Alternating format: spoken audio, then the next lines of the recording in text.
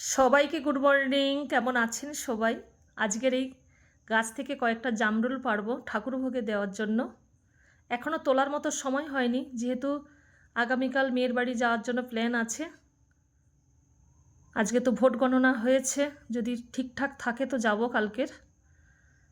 এই গাছ থেকে কয়েকটা পাড়বো। এখনও সেই মিষ্টি ভাবটা আসেনি, সবে হালকা হালকা কালারটা এসেছে, এখনও তোলার সময় হয়নি।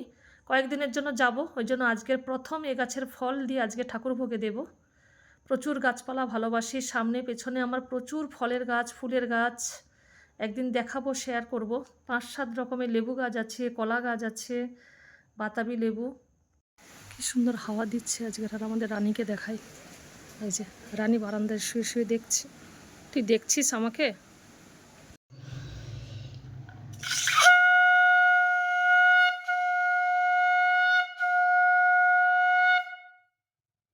আমাদের সীমায় যে আম পাড়ছে, পেকেছে কিন্তু আমটা, তাই না? এই তো দুটো পাকা আম। এটা আলফানসো, এই গাছটা প্রচণ্ড মিষ্টি হয় এই গাছের আম।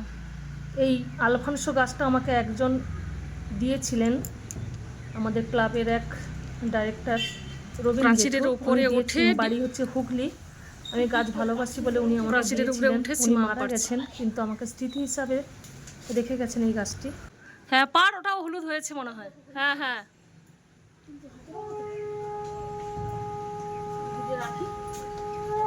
তাহলে সে ঝুলবাড়িটা নিয়ে গেলেও পারা যাবে।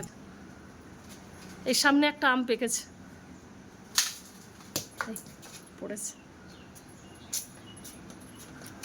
এই কাটা ডিম্পি তুমি নিয়ে যাবে। আর আম তো সব হয়েছে একদম ওপরে।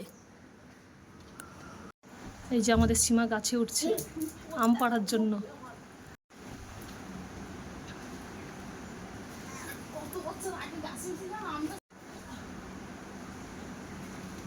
এই কয়েকটা পড়েছে,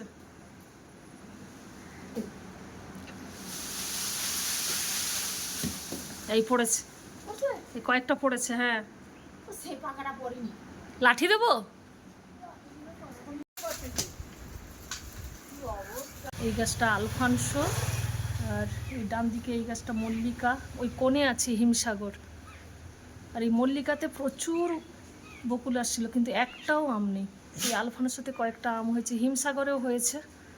এই গাছ থেকে আজকের এই যে এক ঝুড়ি আম পেড়েছি, নিয়ে যাবো আগামীকাল মেয়ের বাড়িতে।